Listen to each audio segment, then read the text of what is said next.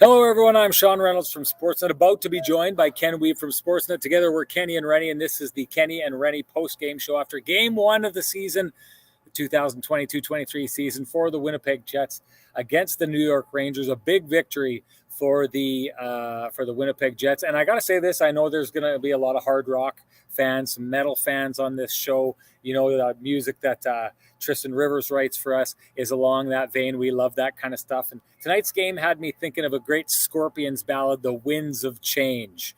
And I was expecting to feel the winds of change go blowing here through the Canada Life Center. And I think I felt a gust at some points, maybe a little bit of a breeze at some points. This definitely was not what you would say a wholesale change for what the Winnipeg Jets were trying to pull off here. There was definitely a lot of tenets of what this team used to be in this victory tonight. You know the story. I mean, there was a great stat a couple years back about how often the Jets win when they allow 40 or more shots. Well, tick this one up. There's another one in the column. There was a lot that happened tonight that was the old Winnipeg Jets. So if you're one of those fans, and there's a lot out there who used to take a look at what the Jets did and didn't have a problem with how they played as long as they won, well, maybe this game's for you. You can, just sit back, comfortable and relaxed, knowing that this is a team that knows how to pounce on opportunities and win tight games like that. For those who are expecting systematic changes to see a different kind of team, I don't know. I'm going to tell you, there were some things that I saw. I do believe I saw change tonight, but I do think we saw a healthy dose of the old coming through. You want to talk rock songs? Let's bring Kenny in here because he's got one of the best songs in the business to enter, and he can give us his idea on what kind of change he saw here tonight. No more gabbing from me. Here comes Kenny.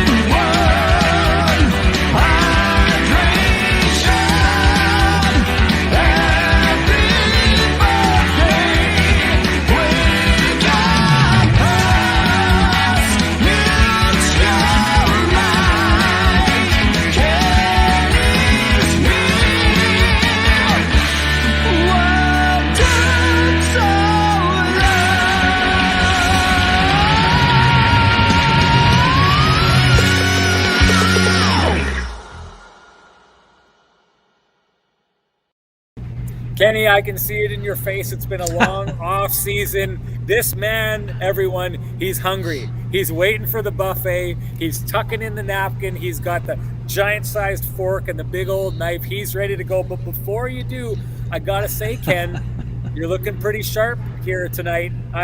One of us is supposed to be the most dapper guy on this podcast, and you've backed me into a corner. I got to say, you're looking sharp, my man. Well, when you wear the same suit size, sometimes you got to get first in line. And, Frank and the fellas over at Vittorio Rossi hooked me up with a very dapper season opening sport coat and shirt and tie combo platter here. Definitely great to be working with them as one of our new sponsors on the show this year. There's no doubt about that. Great folks over there. No doubt about that. Frank, I've been going to him for a number of years. A lot of the best dressed people in town are that way because of Frank. I know Scott Oak, hey, he's always dapper. He's been going to Frank for a number of years here. This is a Frank ensemble right here, so I'm not ready to wave the white flag yet. Hey, if the chat room wants to weigh in who's the better dressed here tonight, I don't mind that at all. I'd sure like to win that, but we're both winners walking away from this when we deal with Frank. Vittorio Rossi, one of our new sponsors. We're so happy to have him on board. If you want to look like us, or if you need suits and want to look even better than us, and maybe it's not that hard to do that, go see Frank and the boys at Vittorio Rossi. And if you do, please tell them Kenny and Renny sent you. Enough. I want to hear this. I thought I saw a little bit of change tonight, Ken. A little bit of the old school. What'd you see? Well, I saw the Jets going up against a New York Rangers team that looked a lot like the team that went to the Eastern Conference Final, especially during the second period where they really took it to the Jets in that 21-7 shot outburst there. Jets were very good in the first period, Sean. They had their legs going. I thought that their structure was very sound. those puck management issues that Rick Bowness talked about this morning before he was hit with COVID were on display in the second period. The Jets were a little bit flat-footed, got caught watching against the skilled players of the New York Rangers for a spell, but fortunately for them, Connor Hellebuck delivered another all-world performance between the pipes. The winds of change were certainly blowing in the third period when the fourth line was not only given a shift in a tie game with just over, just over 5 minutes to play, or just under 5 minutes to play. Boy, oh boy, what an effort overall. Not heavy minutes, and David Gustafsson did not get to double digits, but he was 8:30 for Menelainen, 8:16 for Gustafsson. Sam Gagner 9:21, but I would say that line had an impact on the hockey game. And boy, there were not a lot of times when that fourth line came through with not only a big goal, but the game-winning goal for the Winnipeg Jets in a game where they were playing a team that was playing for the third time in 4 days. So obviously, maybe there were some advantages to that and some disadvantages. But for a Jets team that looked sharp in the preseason, Sean, going 4-1-1, but had a week off between games, I thought that was a pretty sound effort. I mean, would they have liked to clean a few things up, especially in the second period? Of course. But overall, I would say we saw a lot of good things from the Winnipeg Jets, including an excellent performance from the top line. And we'll dig into them after we step away from the buffet here. But overall, a steady game for the Jets. They certainly put on a show this evening, sort of survived a little bit, hung on for dear life in the second. But first and third, I would say, would be above average to very good. And if they can clean up what they saw in the second period, this team can be an exciting team to watch this year. I got to just add to this just quickly before we move on, and we are going to dig into the top line some more, but I like that, again, this is another situation where I like what I'm hearing from this coaching staff. We're talking about what's changed, what hasn't changed from what we saw in this game. Scott Arniel comes out, and he's not afraid to say, second period, not to his liking, not acceptable. Throw a blanket on all of the guys. They weren't there in the second period. Throw a blanket on all the guys, and he thought they kind of helped turn things around. I love the idea that this coaching staff is not afraid to call things out, call mistakes out, and do it in front of the media, because again, we've had this debate. A lot of the people in the chat room are going to know that this debate has been raging between us, but I like the idea of public accountability. I'm not saying that you need to dress down your players in front of the media. I don't think coaches get a lot of response from their players when they do that, but I love the idea of a coach saying, I told this player he needs to do better, and I'm telling you now. Why? Because I'm confident he got the message, and I'm confident that he's going to turn it around. So we're going to talk about this now, and then we're going to move past it because we're in the process of fixing that problem. I love how they handle that. I wanted to introduce a new little segment that we're doing here with our folks at TransCanada Brewing, another one of our sponsors who jumped on board. They have a great beer called Lamplighter. And we wanted to build a little something here. So every show we are going to pick what we thought was the best goal of the game, the Lamplighter, if you would so speak. And we'd also love you to join in and send us your takes as well. Now, you can send it and you can talk about it in the chat room. That's fine. We'd love to see you do that. But if you want to take it a little further, if you want to get a taste of the Lamplighter, we're going to give an 8-pack away every single show. You got to send a message to me at SN Sean Reynolds. You see it down there, or to Weber at Weeb's World, and tell us your Lamplighter of the game, and you'll be entered in the draw to win an 8-pack of this delicious Lamplighter beer. So Ken, you take it away. What was your Lamplighter? Yeah, there were a couple candidates, but at the end of the day, although it wasn't necessarily the most important goal of the game, but it was the prettiest. The pass by Pierre-Luc Dubois on the power play. Not quite sure it was a full no-look, but it was a partial no-look to find Mark Scheifele on the doorstep for the power play marker. That was the insurance goal at 18:23 of the third period, with former Jet Jacob Trouba's in the box for the delay of game penalty. Tough break for Trouba there. Obviously a big moment for him being named captain of the Rangers this year. Booed quite lustily throughout the contest every time he touched the puck. Jacobs had a great stretch here with the New York Rangers. Really nice pass from Pierre-Luc Dubois to Mark Scheifele, and that was provided the goal of the game, the Lamplighter. Yeah, there we go. That's the Lamplighter of the game. And again, that's brought to you by Trans-Canada Brewing. Like we said, hook us up, or we'll hook you up if you come and hit us up. Send a message to either of our Twitter accounts, and we'll throw you in for a draw. If you tell us your Lamplighter of the game, you could win some tasty Lamplighter ale. And I got to say, Ken, one of the things, I know they want us talking about Lamplighter, but I'll tell you this, there's such a wide selection at Trans-Canada Brewery. I think you tried it as well, but their blueberry beer, oh my goodness. Hey, I've heard blueberry has antioxidants. They're healthy for you. I know where I'm getting my antioxidants from now on. Ken, you wanted to talk a little bit about that first line. Let's dig into it a little bit more. Yeah, no doubt. I mean, a lot of talk about, could that line get more than they gave up? And boy, oh boy, that line was just absolutely on fire in the first period. Mark Scheifele scoring the season opening goal. And speaking of nice plays, I mean, boy, oh boy, that backhand pass from Nikolai Ehlers would have been a clear runner-up. And Kyle Connor took a swing at it. It went to the high slot. Mark Scheifele beat Yaroslav Halak with a quick wrister.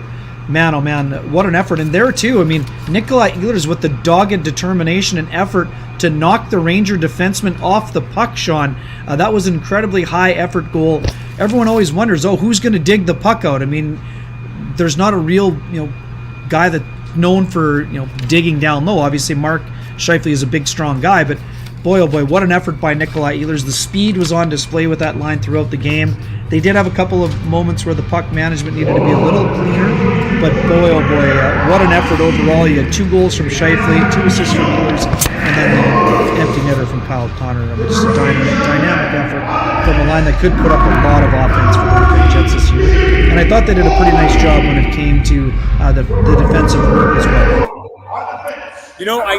I got to say, one of the things, now this is going to sound weird because in the second period, I think they kind of got, caved in a little bit by that team that was just absolutely on fire. But I'll say this, there was a play where they were stuck in their own end. The Rangers were all over that top line. And I thought, when we're talking about leading the charge of getting the team out of the trouble that they were in, I felt like that top line to a degree led them into a little bit of trouble in the second period, but there was one extended shift where the Rangers were all over them. They had a lot of puck movement. They were up, they were down, in the corners, all over the place. Really dynamic, really moving around. And I thought it was pretty amazing the way, despite the fact that they were kind of being run ragged, the Jets seemed to shut down the shooting lane at every point, shut down a lot of the passing lanes. It was really one of those kind of bend, don't break mentalities, and I was impressed by it. I was impressed because I think in years past we may have seen them lose the focus that they showed in that moment. I'm not the biggest fan of survive the way that they were doing that there, but I think the Jets, that was a sophisticated survival. Now, it wasn't like that all game, no doubt about it. Connor Hellebuyck was one of the reasons that this team came out of this game, but I saw signs. Again, we're looking for signs of change. I saw signs of a sophisticated survival compared to what I think I've seen in the past, which is basically just Connor Hellebuyck stealing the show. I don't know if you agree. Yeah, I thought they were very good. And for the folks wondering just what's happening, the Manitoba Moose home opener is Saturday afternoon, and they're doing a little bit of a dry run, it sounds like. So we've got a little bit of competing audio for the background. I think that the top line certainly has to bear some of the responsibility, Sean, but I'm more with Scott O'Neill on this one in terms of what he said after. I think it was more of a blanket group kind of effort. The puck management wasn't great for any of the 4 lines.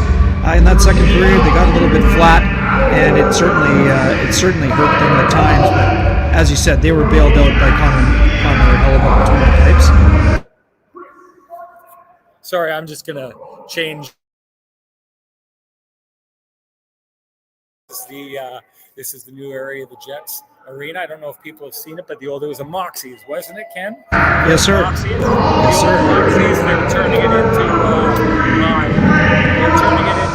an area for people to come enjoy their craft beer and have a place to spend. One of the changes, Ken, I'm just going to keep that off for you for a second there. let's talk about Hellebuck. But before we do that, actually, we wanted to introduce another quick little segment here, and you guys all know our OGs for the Kenny and Renny podcast, the Johnston Group, absolutely phenomenal partners that we've had. We wanted to add a new kind of segment as well. It's called the "We Got You Covered" play of the game. I'm going to pick this one. Ken, you got to go first when it came to the Lamplighter.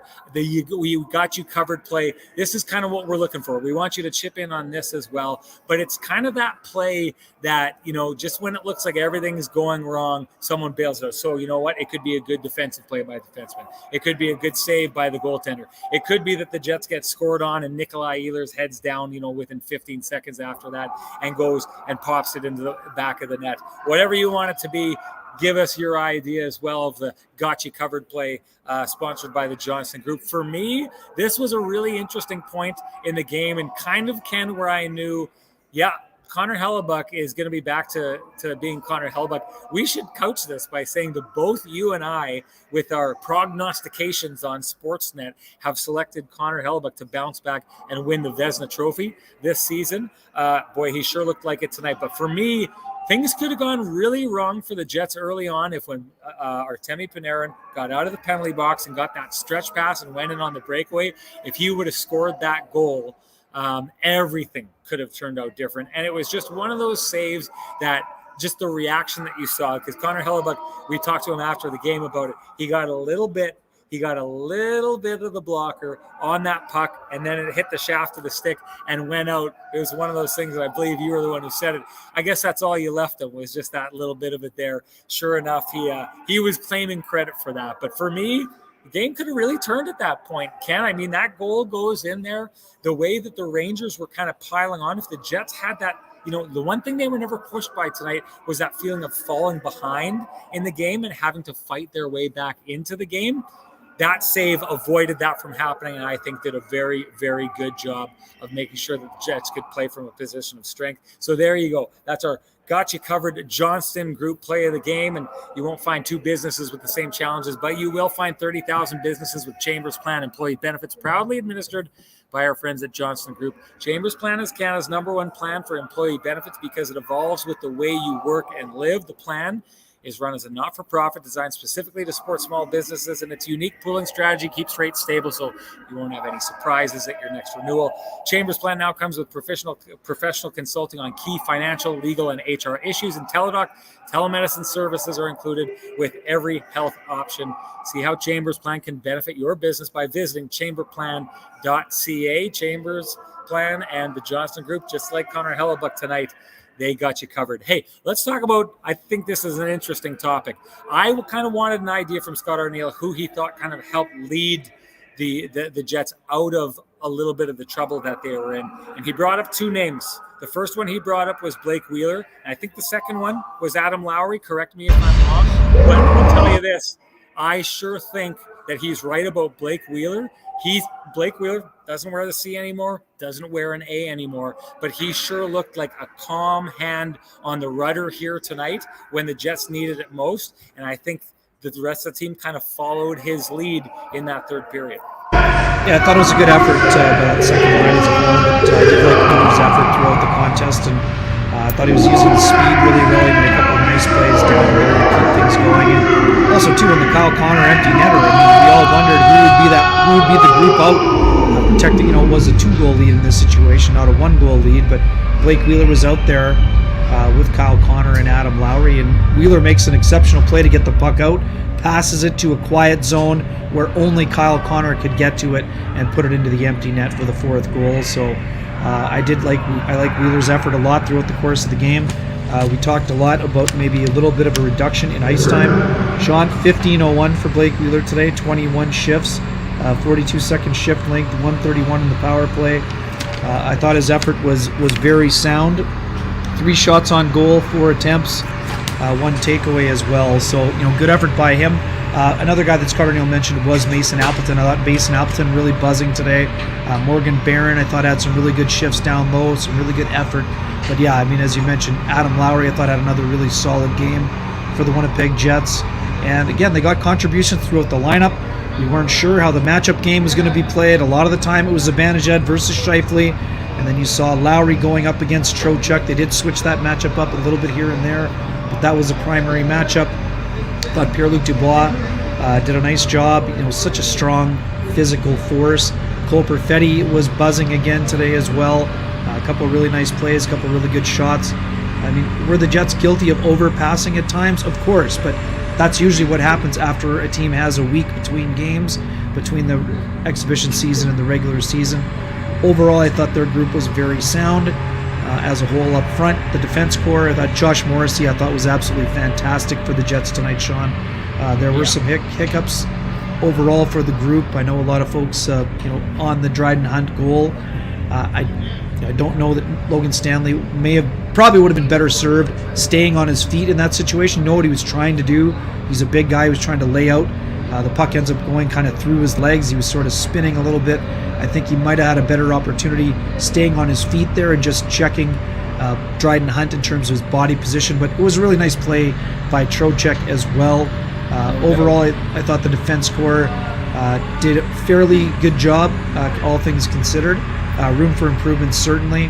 But overall, I thought it was a pretty sound. And let's also not forget here, the New York Rangers, Sean, are an exceptional hockey club. I know last year a lot of people got on the Rangers because Shesterkin was bailing them out. Their analytics weren't as good. But, man, this is a team that is very, very fast. They play fast. They can get you in transition. They force a lot of disruption in terms of turnovers that they create. And they're very good when they create those turnovers in terms of what they're able to generate offensively as a group. And I have to say, Sean, I thought Yaroslav Halak was excellent for the Rangers. I know he had a quiet second period, but he was really good early, and I thought he played really well. People look up and say, oh, well, Halak gave up 3. I thought Halak was quite good. The Jets forced him to be really good, don't you think? Oh yeah, no doubt. I mean, and they capitalized when they need to capitalize. The Jets did. I think that the goals that Halleck let in, like that, no one is looking at this game tonight and thinking, you know what, Yaroslav Halleck let them down. I mean, basically, Sam Gagner's goal that puts them over the top. Because to me, Ken, this is a 2-1 game, right? Although I should give them credit for the 3-1 because, I mean, the one thing I really liked about the Jets was after, again, they'd been caved in for so much of the game, after they scored that goal, there wasn't a sniff for the Rangers after that. The Rangers were kind of setting up plays at will for a long stretch of that game. However, you take after the Jets score that goal, after Sam Gagner scores that goal, and then all of a sudden there just wasn't any breathing room for the Rangers, and that leads to the mistake by Jacob Trouba, which leads to the penalty, which leads to the goal. But I mean, take a look at this. There's no chance for. I mean, the first goal, that's a Mark Scheifele shot. There's not a lot of goalies that can stop Mark Scheifele when he goes walking into the slot like that and has the puck on his stick like that. The second goal is just Sam Gagner sticking with it and out hustling the defenders on the Rangers. And then that third goal, I don't think there's much of a chance on. And of course, the fourth goal is an empty netter. I want to get your opinion on this because this is one of these.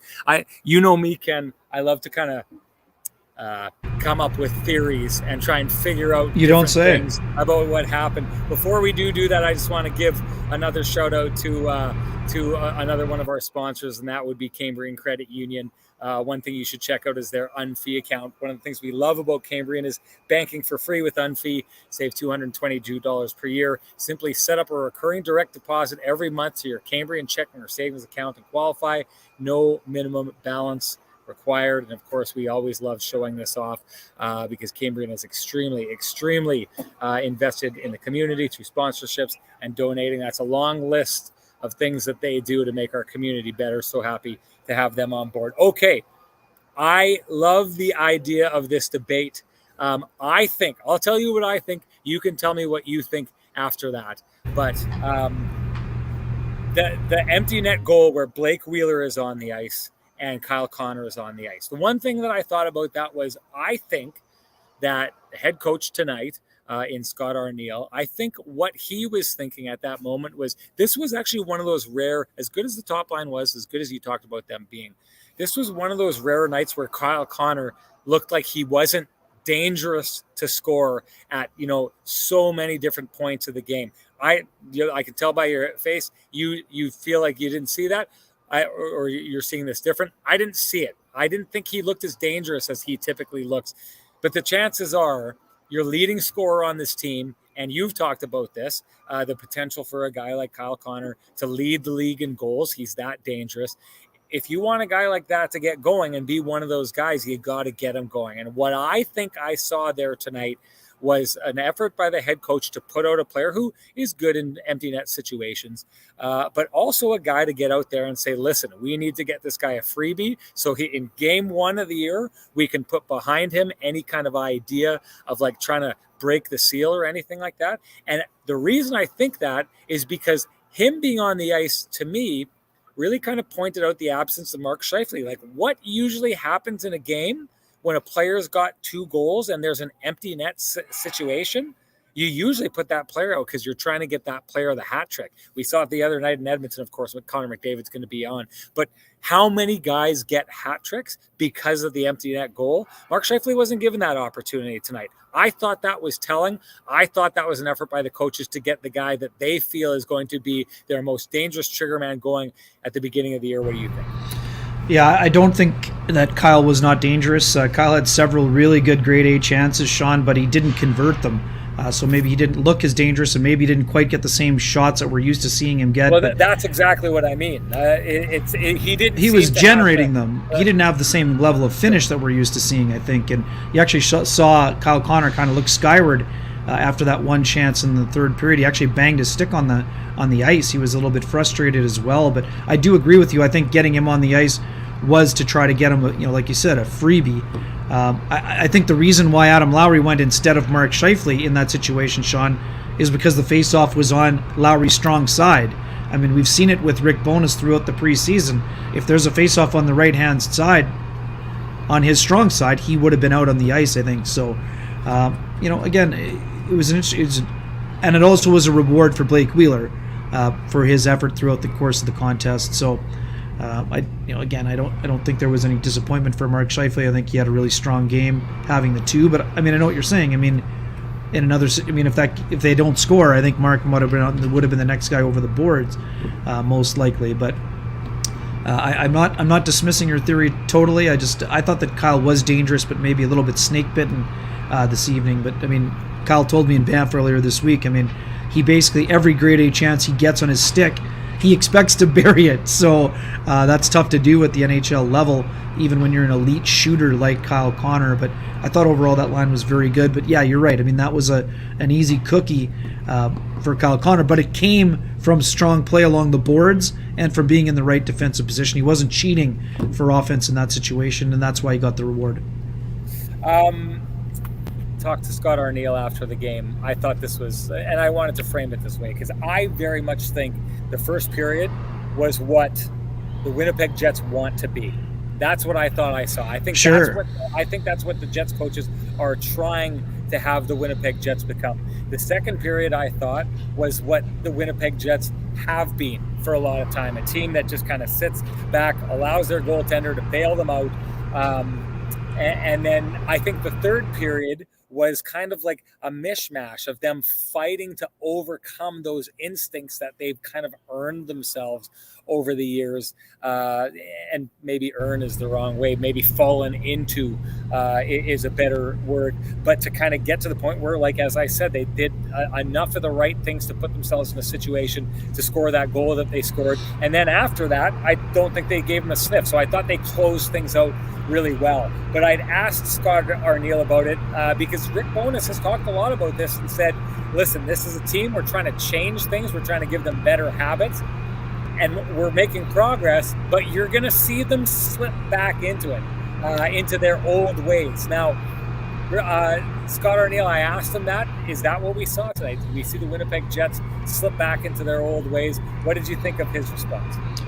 Yeah, I mean, he said maybe a little. For me, Sean, I think what I saw in the second period was one team that was playing its third game and the other team and showing some urgency, and the other team kind of playing its first game kind of got caught in their heels a little bit and turned the puck over a little bit too much. So I don't think it was necessarily the Jets kind of going back into a shell for their old system. I just think they got chasing the puck a little bit, and then their structure kind of broke down. I don't think that they were necessarily indecisive on what they wanted to do within their structure. I just think they spent too much time out of structure in the second period because they didn't handle the puck management side of things as well as they needed to, and they weren't skating the same way. I mean, the Rangers are a fast, elite skating hockey team, and they took it to the Jets at times. The Jets are a fast team at times, for sure, especially that top line. They have incredible speed, and I really thought that Mason Appleton was moving well today as well.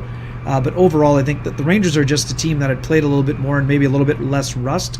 But for sure, I mean, this is something they're going to have to battle throughout. What I did see, Sean, where I will certainly back up your point here, I thought the defensemen's reads in terms of their aggressiveness, they were a little bit more passive in the second period. I didn't think they were as aggressive when it came to stepping up and the zone entry denials, things of that nature, because maybe they were worried that maybe the defense or the forward coverage in terms of that F3 kind of covering up wasn't going to be there with as much regularity. But overall, I thought their structure, again, 41 shots, that's too many. But and Connor Hellebuyck had to make some grade A's, but he wasn't constantly peppered. I mean, Connor Hellebuyck was the first guy, and it is his MO. He was the first to say that the guys behind him or in front of him did a really good job and made life easier.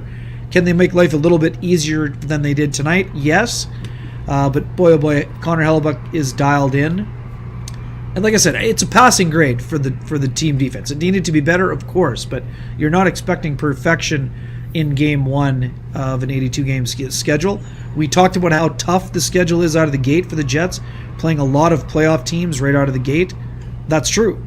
But the Jets are also 1-0, and I would say they put together a pretty solid effort against a team that went to the Eastern Conference Final last year. So obviously room for improvement.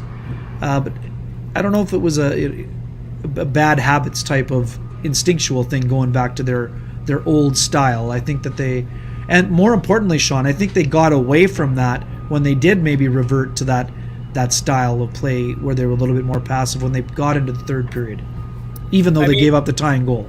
So let's talk about something we haven't talked about before this, because I mean, if we're gonna, and I don't want to say making excuses, I'm hearing comments from you. I'm looking in the chat room, and I'm thinking people are a lot rosier than I expected them to be. With the team giving up 41 shots to kind of, not being in the contest in the second period. Like, let's say that let's put this how it should be put. Like, this team is not in this game if it's not for Connor Hellebuyck. The Jets got bailed out tonight by Connor Hellebuyck.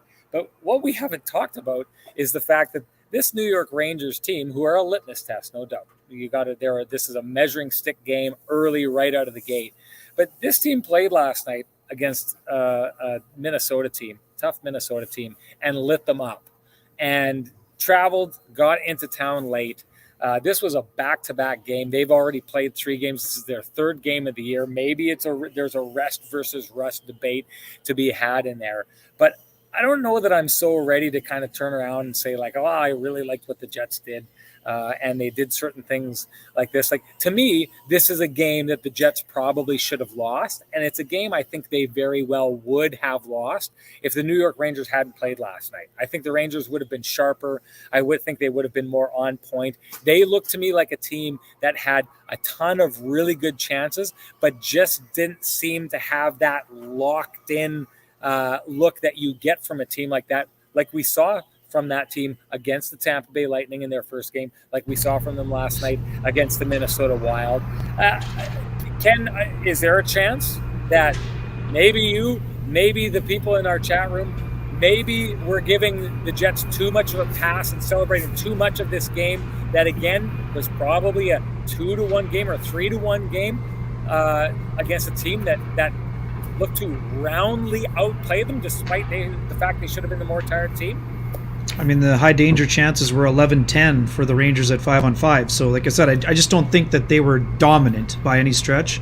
And I actually think that the point is they played last night. They played in Minneapolis. It's an hour and 15 flight, Sean. I mean, they still played and put up 7 goals. Right. I mean, for sure. To me, It's a okay, disadvantage. I mean, they okay. played Let me against go the with other this. team's backup. If it's 11 to 10 high danger shots, but there's 41 shots, and the puck possession is what it was. What that tells me is the New York Rangers were too tired to get into the hard areas to get the higher grade chances. Right? I don't look at that game and say, "Oh, the high danger chances were 11 to 10. It's a more even game than it was." No, I look at that game and I say the New York Rangers put on a pretty good display, despite the fact they played last night and were coming off back-to-back games and seemed to leave everything out on the ice. But it's also a team that probably couldn't quite zero in on the high danger chances because they didn't have the energy to, and still looked like they had a lot more energy than the Jets. Yeah, I mean, for me, Sean, I would counter by saying because the game was a blowout yesterday, I don't think that their top players were taxed. It was a 7-3 hockey game against the Wild last night. So, yes, they played, but it's not like Panarin and Zibanejad had to play 24 minutes and had nothing left in the tank. I mean, 3 games in 4 nights, the Jets were at an advantage when it came to being energized. But I would also say they were at a bit of a disadvantage having not played for a week's time, right? I mean, so I think it's a wash. I think that it's. I don't think it's a wash.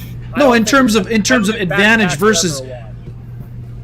I don't know. I mean, the Rangers. Where were they? Where did they make tired mistakes that cost them in the hockey game? I never said they made tired mistakes. I said that they couldn't zero in and be quite as hit the passes and do all those little kind of things that, like, when you're tired, it shows in your skill. Skill diminishes when you're tired. And I know someone's making the assertion here that it's game 3, they shouldn't be tired. That's just an ignorance of rest and recovery. I mean, there's like scientific rules to what happens to the body when you've exerted yourself. You need time to recover. That's why back-to-backs are tough. Not because it's game 57 and 58 of the season, but because it's hard to recover from one night to the next. I just feel like there's an ignorance here tonight of I don't know that I'm waving a flag that I took and got outshot and for large parts of the game outworked by a team that was playing a back-to-back. I mean, I don't feel like the Rangers looked tired. I mean, that's why in the second period they took it to the Jets. I mean, maybe in the third they may have ran out of steam a little bit, but I didn't see them looking tired and lacking finish. I saw a goalie that played very well, but I just don't think that the Rangers were hemming the Jets in. Outside of the second period where the Jets struggled, I thought the game was pretty even, and at some points I thought the Jets actually were the better team in the first period. Maybe they had. I think they had an advantage playing against the more tired team in the first, and then the Rangers absolutely took it to them. And then in the third, I thought it was more even until the Jets got the go-ahead goal. So, again, do I think that was a Picasso by the Jets? No, absolutely not. They had a middle period where they weren't good enough, but they found a way to tread water, I guess, if you will. And then they found a way to be opportunistic in the third period when the game I thought was pretty even. So, I mean, the Jets also had an advantage that the Rangers were playing their backup instead of the Vezina Trophy winner. But they have their own Vezina Trophy winner that played better than the guy at the other end, no matter who the other guy at the end was. At the same time, I don't think that Halak was anywhere near the reason why the Rangers lost. I mean, he played well early on, and that's why the Jets were only up 1 after 1. So. I'm going to head out here, Ken. Yep, no problem. I thought we were in the clear. I have to find a place to go.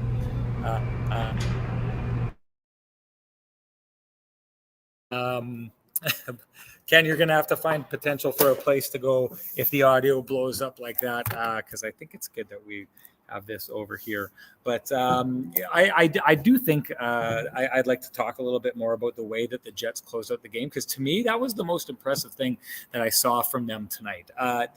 Because up to that point of the game, I still did feel that the Rangers were having the advantage in the third period. I thought that the Rangers, for the most part, were the better team in the third period. But what impressed me more than anything, other than the fact that the Jets put out the fourth line to get that goal that put them up 2-1, was just after that point, I just saw a clinical shutdown by the Winnipeg Jets at that point. And the Rangers had been able to push before that. There was zero push. There was no push that I saw from the Rangers after that point. I know that they pulled the goaltender and they went and had a little bit of sustained zone time. But I just thought the Jets kind of like they felt like a mature team to me at that point in their ability to shut down that game the way they did. And what I liked about that is they didn't do that in a way that they kind of like threw up a wall in the neutral zone and kind of tried to repel the Rangers that way. They went at the Rangers and it ended up in offense towards the end. Like I think, the best defense sometimes is a good offense, and that's what we saw from the Jets. The question I have for you is, how much of that do you think is kind of the baked in ability of the Jets to kind of capitalize on momentum, where we've seen from this team a number of times over the years? And how much of that do you think is kind of the new system at play that Rick Bowness is trying to instill? Yeah, I think we saw a lot of the speed game kind of on display there from the Jets. I mean, I thought that I also think that, after they gave up the goal by Dryden Hunt, I actually thought that kind of woke the Jets up in some ways, Sean. When they got back to even, they kind of stopped hanging on for dear life, and they kind of got their legs going again and started getting pucks below the goal line and attacking with some pressure. Scott O'Neill mentioned the Jets' ability to get the cycle game going. I thought that was an important part of the game for them. The fourth line did a nice job of that. Obviously, got rewarded for it. But I thought they did a better job of getting speed through the neutral zone. I thought they played on the defensive side of the puck a lot better in the third period. Obviously special teams helped them. And I would also say this too. When Jacob Trouba took that delay of game penalty, Sean, it was because he was under pressure on the forecheck. Nobody ever wants to shoot the puck over the glass, but I think that the Jets kind of forced him into a mistake there because they were getting on, they got the Rangers on their heels in the third period as well. So, like I said, structurally, there's always going to be room for improvement, but what I was impressed by is the Jets' effort level in terms of their back pressure. I think that was something that we saw it throughout the course of training camp. We saw it in the preseason, but we needed to see it in game action, and we did see that in game action today, especially in the first period. I thought that in the first period, Mark Scheifele said it too. That was more like the game plan they had unveiled for them. Then they kind of got away from it quite a bit in the second, but sort of got back to it in the third. I wanted to bring this. Jeff Bowe was talking to Corey, I think earlier, was talking about Sam Gagner. He says, I was happy when they picked up Sam Gagner.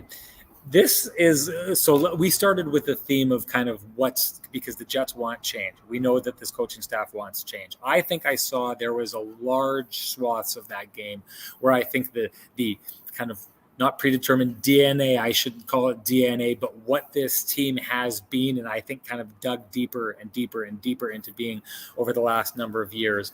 I think we did see a lot of that. But if you want to talk about change and change as forced by the coaching staff, I think we need to dig in a little bit deeper into the move by Scott O'Neill to put that fourth line out with under 5 minutes left to go, and it ends up resulting in that goal.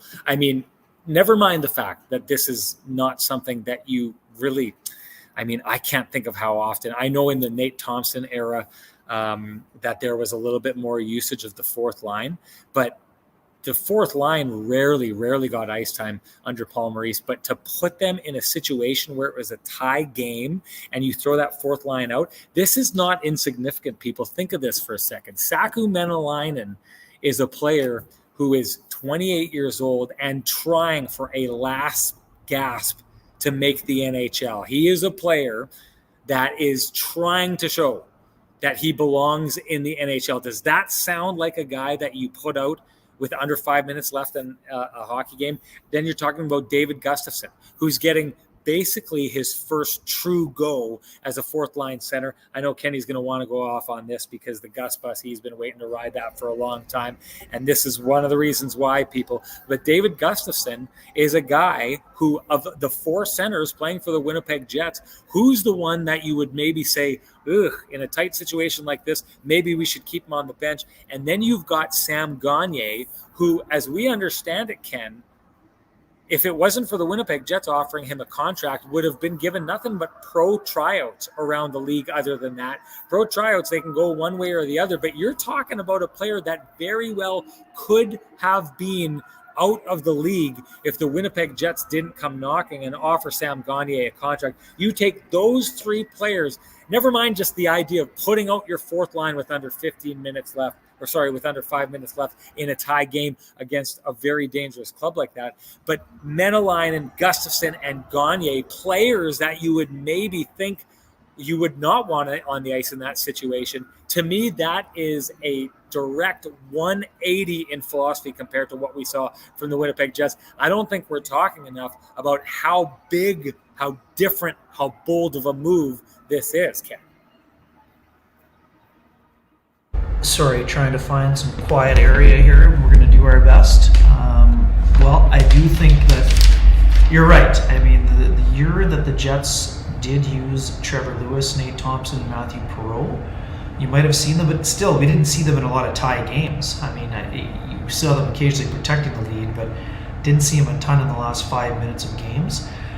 So I think that was impressive. And you know the reason why, Sean, that Staku Menelainen was on the ice in that situation? Because he's been playing like that since the day he arrived at training camp, and he had enough time to earn the trust of the coaching staff. Normally that wouldn't be the case, because he wouldn't have been put in that situation probably, because he would have started on the fifth line and kind of not been in the mix. But we talked about it on the season preview show, Sean. Saku Menelainen was one of those guys who is a great example that there's a new order. This is a guy that came to camp as a depth player.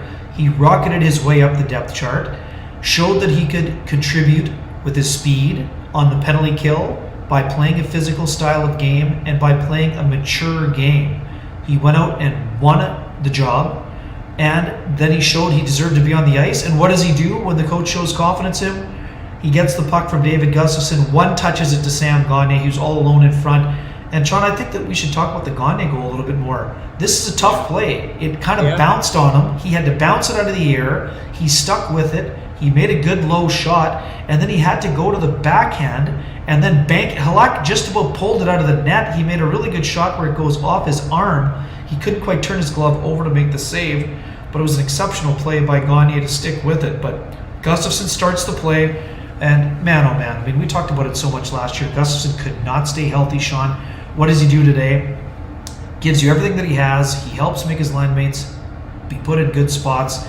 Mark Scheifele even shouted him out for his job in the face-off dot, finishing the night at 71%, 5-2 in the circle. I mean, that's exceptional for a guy who had 8 minutes and change. The Jets, I asked Rick Bowness about it yesterday, Sean. The Jets need to be a four-line hockey team, and that's what they were tonight. And that line came up with a massive goal here in the first game of the season.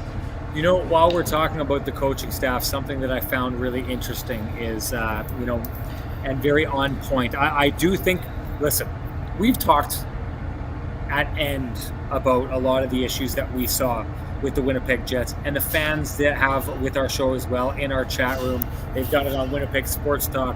They've done it with the boys at Illegal Curve, who I want to thank for sending their audience our way, being on before us like that. But what I think that I found really interesting is this coaching staff walked in and it basically said, we don't know what happened here before, but this is what we're going to try to do.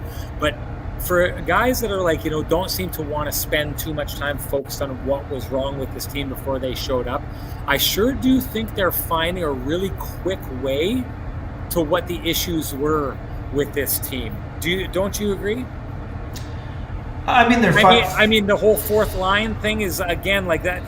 When I see changes like that, I think I see it, a coaching staff that has a real understanding of things that didn't work here before and are trying something different. For sure. I just think, too, I mean, Paul Maurice wanted to play as fourth line more. He just never pulled the trigger. And Dave Lowry talked about wanting to be a fourth line. Who's stopping the head coach from pulling the trigger on fourth line more? No, it was his choice. I mean, that must have been. I mean, he didn't feel comfortable enough doing it, but that was more to do with giving his top line guys more minutes, right? I mean, and the Jets just didn't have a fourth line they thought that they could lean on last year. So this year they feel like they can use them a little bit more. It's early, obviously.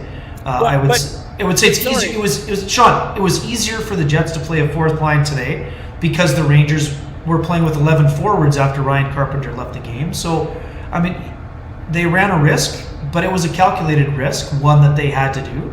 Rick Bowness talked about it the day before. Rick talked about it. They want to be a four-line team. The Jets backed that up in Game 1 with Scott O'Neill running the bench. But they're going to have to do it for more than one game. I mean, they still probably need to get closer to the 10-minute mark, but 8 minutes and change in the first game is a good start. And those guys rewarded the coaching staff. I mean, I do think that the Jets knew going into the year. Rick Bowness talked about it ad nauseum yesterday. He doesn't want his top guys playing 24 minutes because then they're going to be gassed when it comes to March. Yeah. I'll tell you, another area I think that coaching staff has been on point in, and talking about wanting the Jets to play faster. And I think, what the common fan, and I don't even think maybe the common fan, like, I think one of the things that I'm thinking when I hear that is there's going to need to be a lot more effort put in by those players, right? We need to be faster. Well, to me, that sounds like more skating. It sounds like, more effort, all those different kind of things. And then I start getting questions in my head about, well, if you need to do all those kind of things, what kind of gas do you have left in the tank to be offensive? One of the things that Rick Bowness talked about that was, an issue he thought he saw with this team that slowed this team down was turnovers. How on point was that tonight, Ken? In that second period when the Jets were struggling, I remember there was one shift where Scheifele's line had gone out and they'd got the puck back a couple times and then just turned around and tried a hope play, one of those plays where it's like, man, if this goes over 3 sticks and sauces and lands, we could get a chance out of this. But instead, it's more likely to go to the other team. And the Rangers had really good sticks tonight. Maybe I'm working against myself with them being, a little bit tired with my theory with that, but really good sticks tonight. And the one thing I noticed was I really kind of saw what Rick Bowness had been talking about with the turnovers, about how that slows the team down, right? Because like every time you're like, okay, here we go, we're heading down the ice, we've got the puck, you throw the puck across, turn it over, you got to slam on the brakes, you got to stop all your momentum, you got to turn around and head back the other way to go get the puck back. And then if you get the puck back and then you just turn around and give it away again, you're basically out there doing stops and starts, Kenny. That's what I was seeing in that second period. That's also what Scott Arniel talked about in the post game, was saying, we were giving the puck away too much. And again, I don't know about you, but I just see that as a sign of this coaching staff being really in tune, really tuned in with what some of the issues were with this team. I think if that's one of the things that they address, if they start taking away some of those hope plays and have a little more possession for the Jets, I think that they're onto something when it comes to being a team that doesn't get slowed down by their own actions.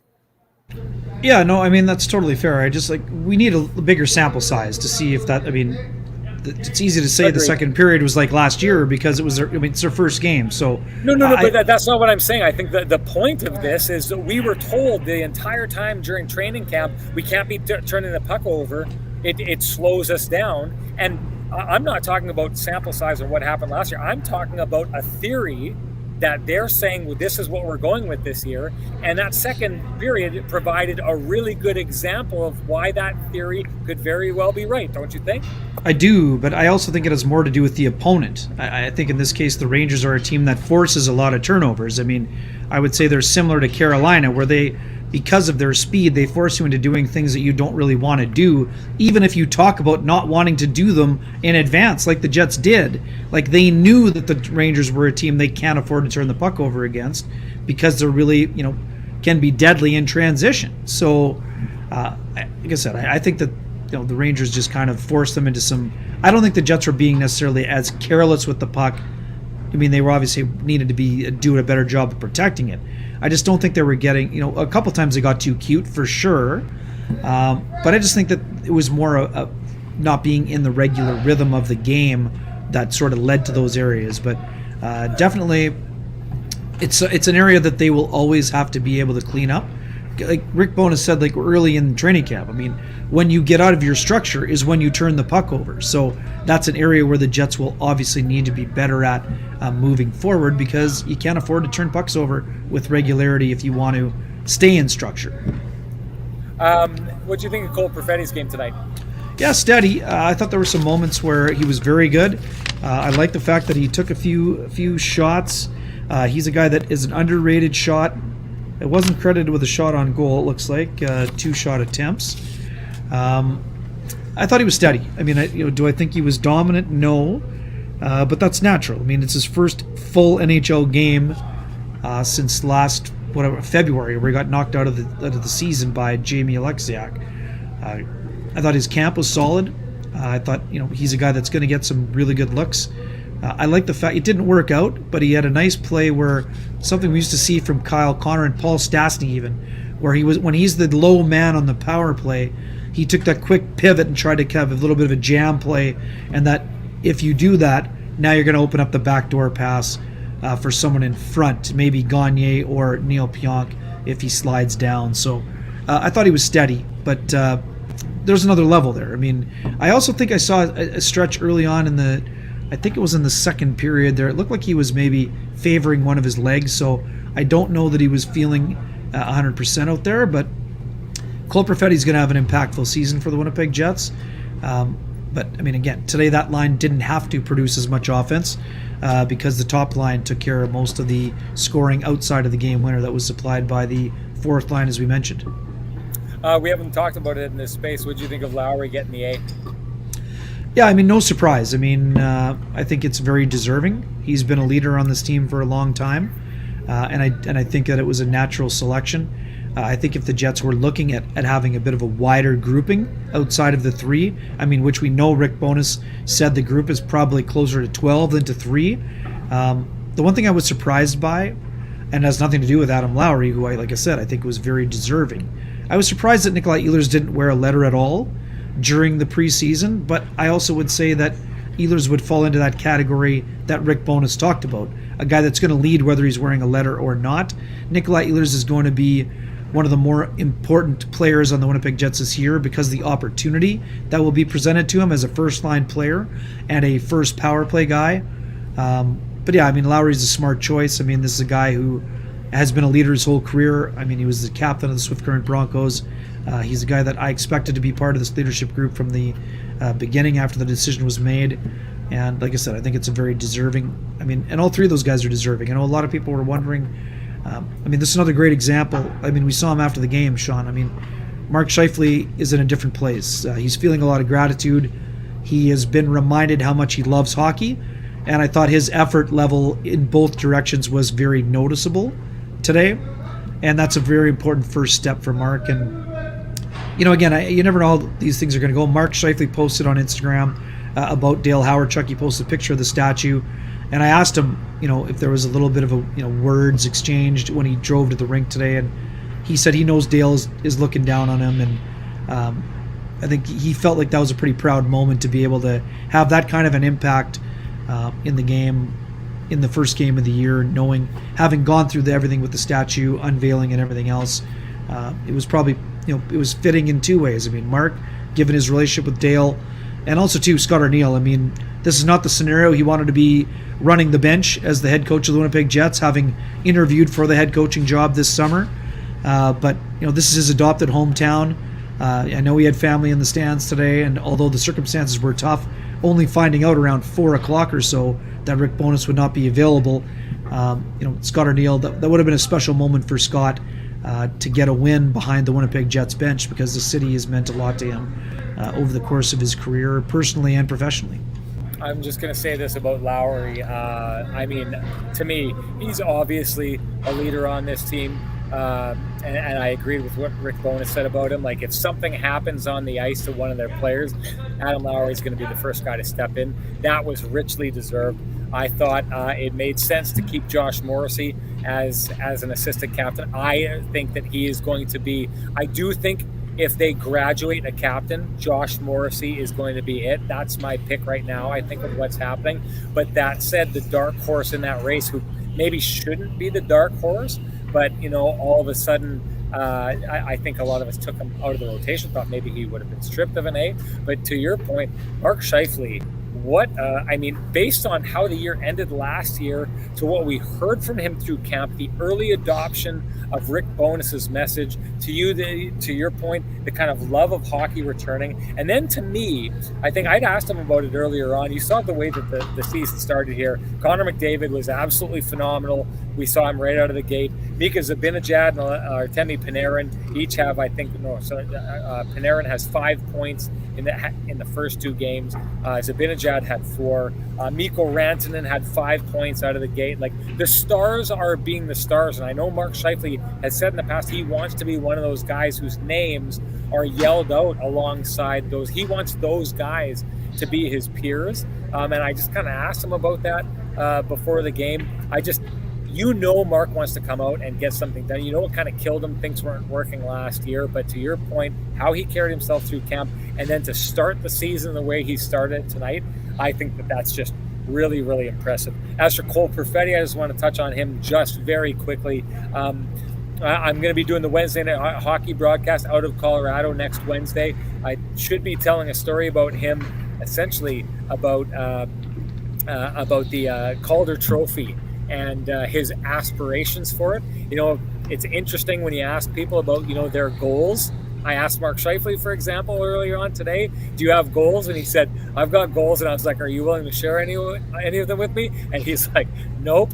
Well, I do appreciate it when people have kind of like the courage to talk out loud about the things they're trying to do. Cole Perfetti told me some interesting things I want to tell everybody about in the Wednesday night hockey broadcast next Wednesday.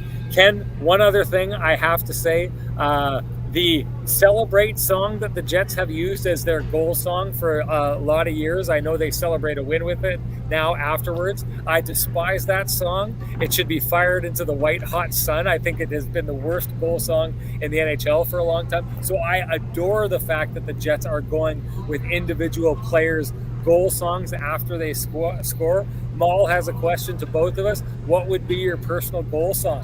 I'm interested in hearing about this.